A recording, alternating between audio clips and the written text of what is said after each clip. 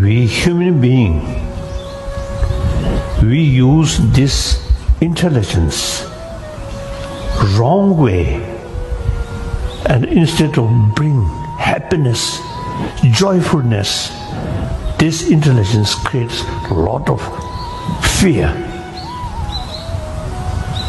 So now time comes. We are 21st century. We should not repeat the event in 20th century. In 20th century, First World War, Second World War, including use nuclear weapon, and then Vietnam War, Korean War. So a lot of sort of killing, and including civil war in China and Russia.